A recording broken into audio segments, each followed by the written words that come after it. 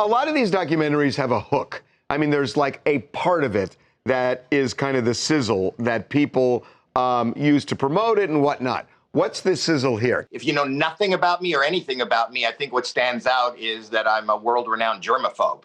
So Barry Average, who produced it, what better background than a world pandemic? It was so freaky for me, so hard. I had already committed, and then this broke out, and he had to continue, and they had to continue, and I had to show up places, and people, cameramen are wearing mask suits. It's just really hard. And obviously, as I've been open about, and I am in the documentary, my mental health, it was on full display. And I talk about it in the documentary, you know, the thing that drove me to go getting help and notifying myself of my own issues was an ultimatum that I once got from my wife, who said, you either go get help or that's it. You know, she threatened to leave. And I wouldn't leave. I went and got help, and I'm still here. People have jokingly said, hey, Howie, you've been preparing this all along.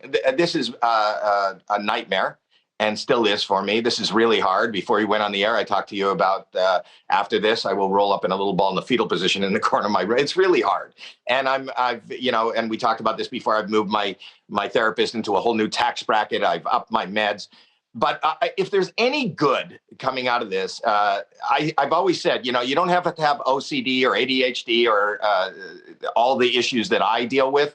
You just have to be a human being. And this has put a weight on the world's shoulders. And people are screaming out for help, people that would normally not ever ask for help. So if there is one glass half full, it's the fact that I believe that the stigma of having a mental health issue or reaching out and asking for a coping skill is kind of making its way to the forefront. Do you feel like you've maintained kind of a level that you were at before the pandemic? Have you kind of slid down some?